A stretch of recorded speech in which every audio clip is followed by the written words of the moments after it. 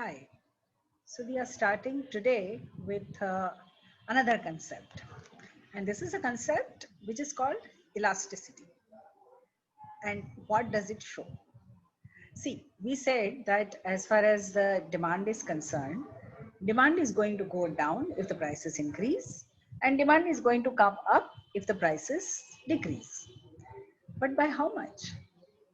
If I decrease the prices a lot, would that allow more people to come in? Or I just decrease the price a little bit and a lot of people will come into the market. How will I decide that? So for that, we use this measure called elasticity of demand. It shows how much would demand change if the price changes, or given the change in price, how much would the demand change? And similarly, there would be something like elasticity of supply, which says that given the change in price, how much would the supply change by? And this is something which is a very, very important thing to understand, because if you're a seller, you will make your pricing strategy based on what is the elasticity of demand. So it's very important to understand this concept. So let me share the screen with you and let me show you how this entire concept works. So let's go to this place and open Sesam. There we go. So we see this demand curve, and what do you notice about it? You notice that it's a very steep curve.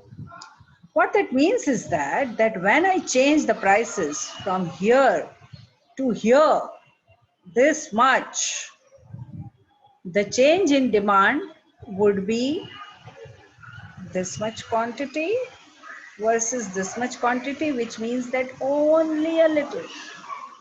So what that shows is that with huge changes in prices also, I am not going to change my demand much. In what conditions do you think this would hold true? Think about it. That even if prices increase, I'm not going to decrease my demand much for this thing. It applies mainly to necessities. It applies to food. It applies to an extent, education. It applies a lot to health.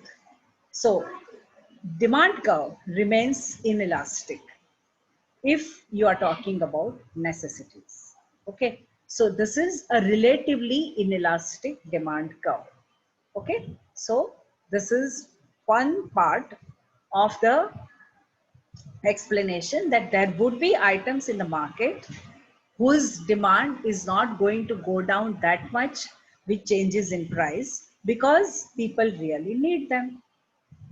Now let's go to the next one. This is the demand curve, which shows that with just a little bit change in price from here to here, the demand is going to change, the quantity demanded is going to change so much. Little change in prices also change the demand. And this happens when you go for things like luxuries. So say I'm going to see a movie, and usually the movie tickets are 150 rupees. And then suddenly one day I go to see a movie and I see that the prices of tickets have become something like 225. I would say, chhod yaar, I'll see it on TV or I'll download it or something like that. It's not something that I need very badly, you know? So I just give up. The demand for luxuries is considered to be elastic. So that's why you get concessions and you get discounts when it comes to buying cars. And they know that they will give, say, just 5% discount. First of all, that amount would sound very big, and that's why people will come and buy. But as far as increases in prices of, say, something like wheat or rice or vegetables are concerned, if they increase by just 5%, people are not even going to notice it. People notice the change in prices of these things only when they actually become double or something like that. So that is the difference between inelastic demand and elastic demand. So if you are a seller, then you should know that whether your product has inelastic demand or elastic demand. If your product has elastic demand, don't make the mistake of unnecessarily increasing the price, because your customers will happily go away. But if it has an inelastic demand, even if you increase a price somewhat, your customers are not going to go away so easily. So your entire price strategy finally depends on how elastic the demand is. Okay.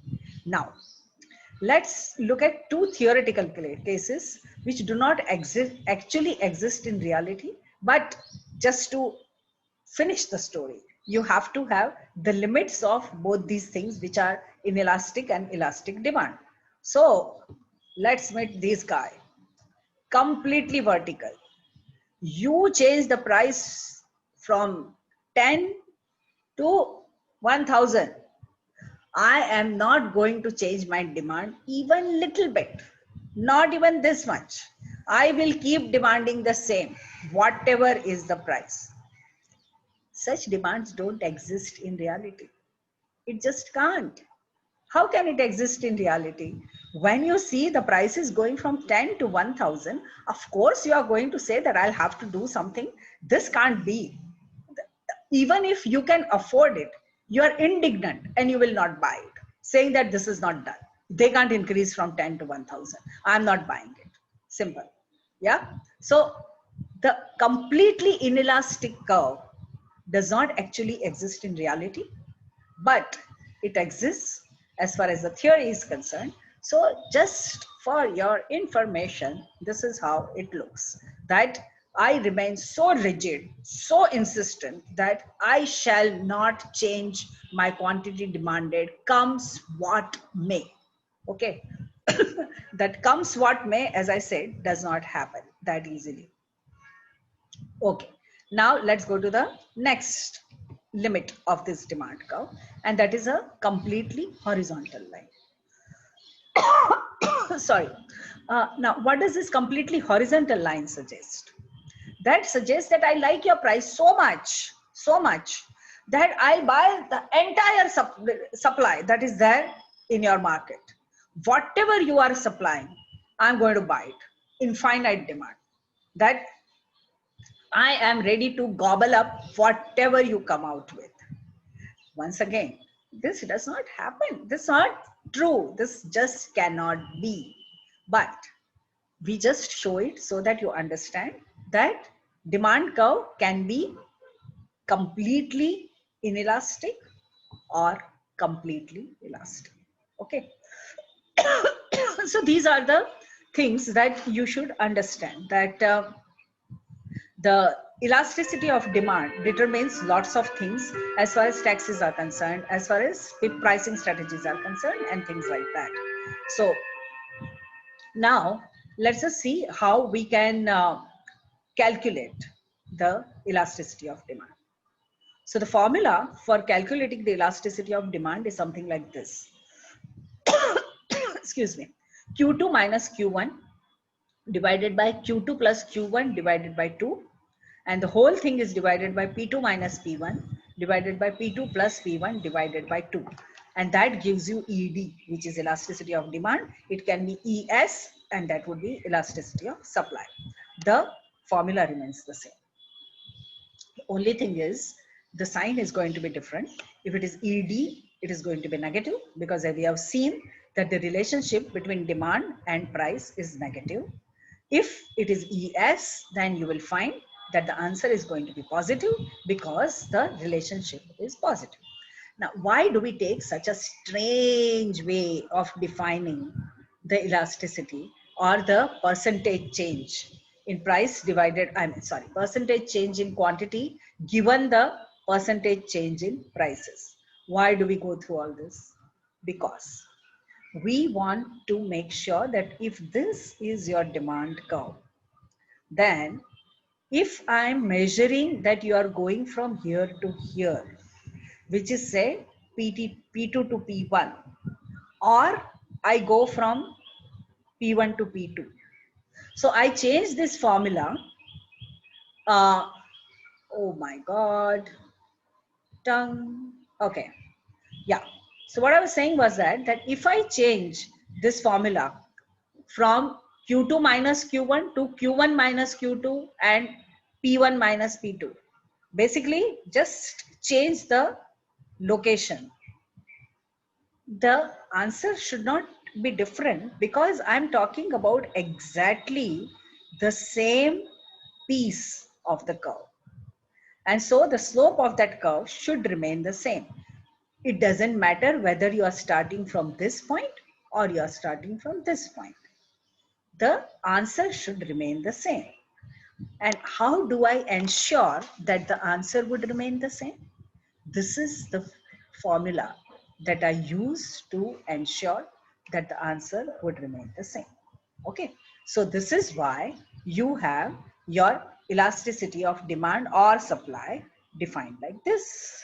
Okay, so now we go to the last slide of the lecture today, and that is, let's find the actual calculation of elasticity.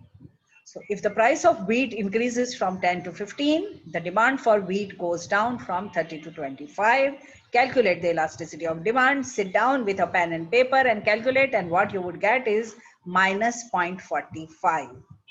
Now, what I want you to understand from this is that if the elasticity is less than 1, which is what it is here, then the demand is relatively inelastic. For wheat, as I told you, the demand will have to be relatively inelastic, right?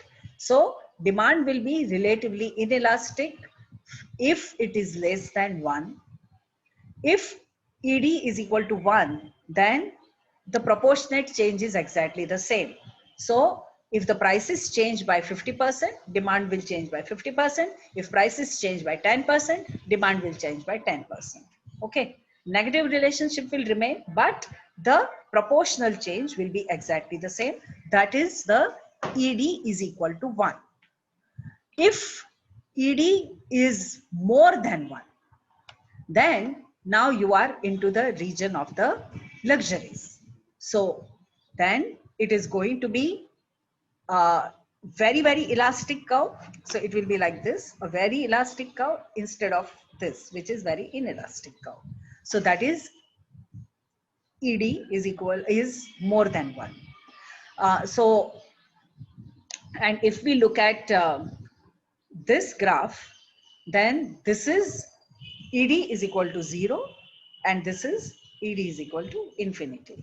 So ED actually oscillates between these two, which is 0 to infinity, but the actual ED, the actual measurement of ED is basically done looking at whether it is more than 1, equal to 1, or less than 1. And that would give you the elasticity of demand.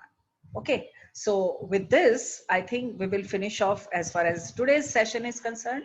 And the only thing that I want to tell you, I have to tell you this, I can't stop myself from telling you this, that it is true that the demand curve is inelastic as far as necessities are concerned.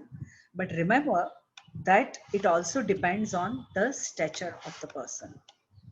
If you are a very poor person and you know that you need food, you want to have an elastic demand, but you will actually end up having an elastic demand because you don't have money to buy that food. So curves which are supposed to be inelastic usually, which is for necessities, can actually become elastic if you are dealing with a person who is very poor, because that person cannot even afford necessities. So know this, that the curve is supposed to be like this as far as food or medicines are concerned, but for the poor, it is like this. And that is the reason why government or society has to step in to see that they do not remain very miserable, that they are helped, they are given concessional food, they are given concessional medicines so that they can also live more smoothly. Understood?